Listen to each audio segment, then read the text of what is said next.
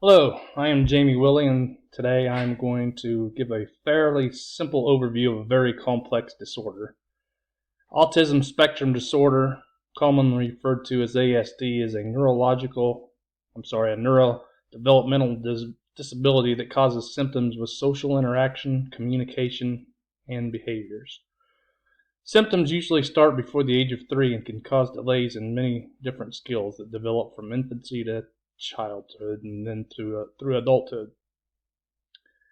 Experts formally referred to people on the spectrum individually as having autism or Asperger's syndrome, as many of us have heard, and they still do to a point, but today autism is thought of as a spectrum disorder or a group of disorders with similar features, and now we usually refer to those disorders as autism spectrum disorders.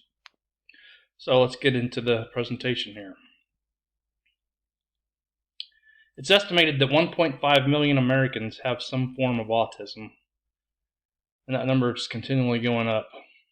Unfortunately, there's plenty of misunderstanding surrounding the autism spectrum and people with the autism spectrum disorder. ASD often gets seen only as a disability rather than one part of a person. An estimated 1 in 8 children are diagnosed with autism spectrum disorder.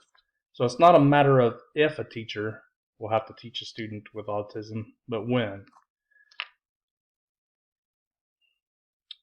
It's often said that if you've met one person with autism, you've met one person with autism. This quote by Stephen Shore illustrates the diversity of ASD. It's important to remember that the autism spectrum is wide, and one person with ASD might be completely different from another. As you can imagine, supports with students with ASD need to be highly individualized.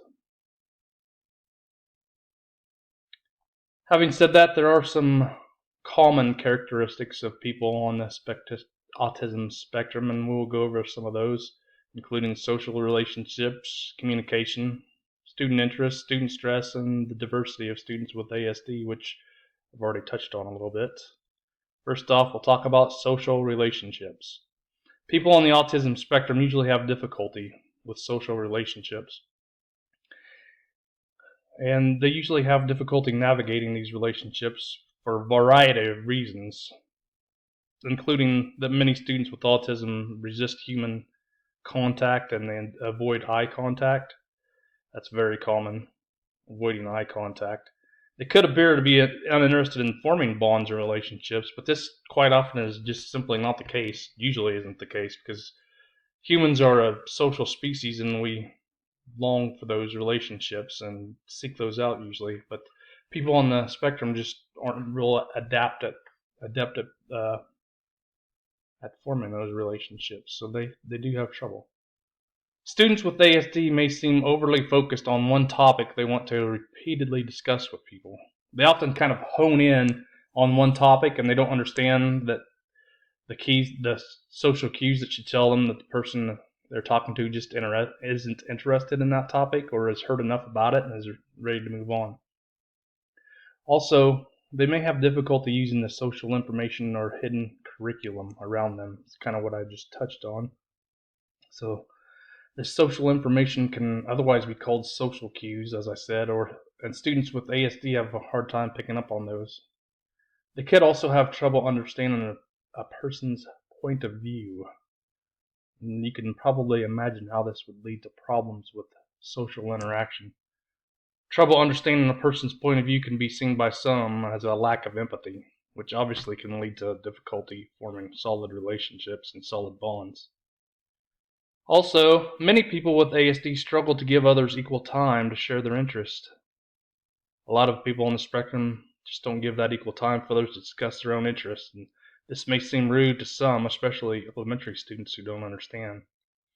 But at least us adults must remember that ASD is a neurological disorder. Basically, many of the problems with social interaction also are communication difficulties, which I will discuss next. Communication. Students on the autism spectrum often have challenges in using or responding to traditional verbal and nonverbal communication. So you could see why they would have trouble forming relationships. As I said earlier, a lot of it has to do with their communication abilities. People with ASD could have difficulty with the back and forth of conversation. Many of them just don't get the hang of how a conversation works like most people do. But that's also a trait with other people who are not on the spectrum as well. We all know people who like to dominate a conversation. Or perhaps they are just on the spectrum and they don't know it. People with ASD sometimes don't understand when they should allow others to talk and give their input on a subject. Also, people on the spectrum often have significantly delayed language development. And as we teachers know, delayed language development probably will result in a delayed reading fluency also.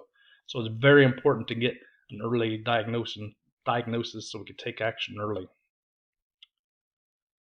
Okay, some students with ASD cannot write or easily communicate their experiences, which obviously can be a problem in the classroom. Some even have echolalic speech. And what that is repeating what others have said instead of producing their own original communication. They sometimes use facial or body expressions that don't match what they say. And we've probably all seen on TV an actor portraying a person with autism. They kind of place an emphasis on certain words for no reason, and some of them kind of do the opposite of that and speak in monotones with no real change in tones.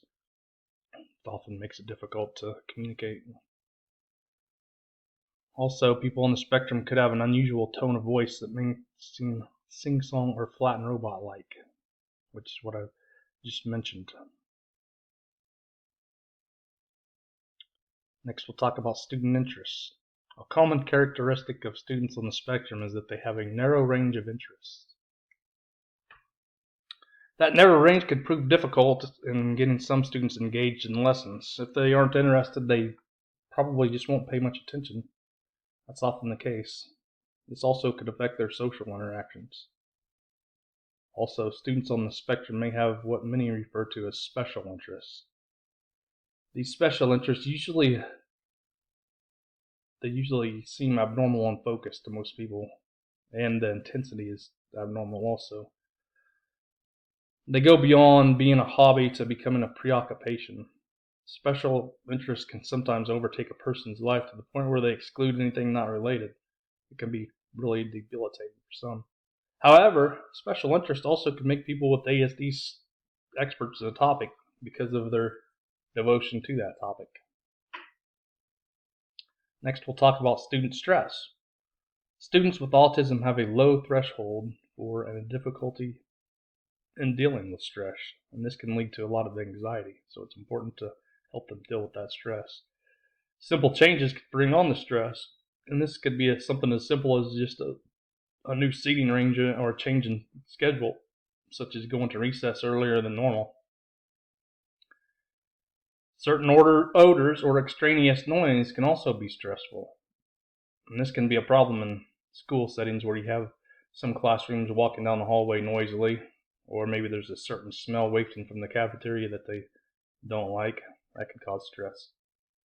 They often respond to stress with restricted and repeated behaviors. And these repeated behaviors are often called stereotypic behaviors or mannerisms, and some people refer to it as stimming. An example is kind of rocking back and forth rapidly or maybe twirling their arms. And students on the spectrum often develop rituals to complete a task. For instance, they could require several minutes to get everything just right, such as the position of the paper and pencil and other materials. So it takes some patience to deal with these students. We've already touched on the diversity of students with ASD, but we'll get into it a little bit more here. The label of ASD does not inform about a particular person on the spectrum. In other words, teachers can't just look at that ASD label and automatically know a student's strengths and needs. Each individual is just that, an individual. ASD does not discriminate. It was formerly thought that white children were more likely to have ASD. But a study by the CDC shows that gap is narrowing, and it's likely because Black and Hispanic children are now getting diagnosed and receiving services much more often than in the past. In fact, ASD diagnoses are becoming more and more common overall, and many experts believe that is caused by increased awareness. They may show many of the symptoms of ASD or just a few. That just goes along with what we've already discussed about diversity in these students. Again, each person with ASD is unique, and that's why it's important to remember that one symptom exhibited by a person won't necessarily be a symptom in another. And I just realized that I did skip the third point here. Some people on the spectrum are highly intelligent, while others may have intellectual disabilities. And even those who are highly intelligent can still have difficulty in using language correctly, so they still could need a lot of help academically and certainly socially as well. Next, we'll get into instructional supports for students on autism spectrum, including responding to behavior, fostering social interactions, and communicating with students. Responding to behavior. Many unusual or disturbing behaviors can be changed with highly structured support programs. Some behaviors aren't disruptive and can be ignored, such as if it's just a mild rocking in the seat and it's not causing any problems as far as disruption to the rest of the classmates or to the student, him or herself, then it could probably just be ignored. Sometimes they might just need a snack at a certain time of day, and that's what was bringing on that stress and why they were reacting the way they were. Teachers should create a predicted environment. It's very important to not change the schedule too much or to change things around routines. If so, then they should be notified. Clear procedures, policies, and routines should be created and followed consistently. That's actually important with any classroom management plan, regardless if you have ASD students or not. But it's particularly important for those children.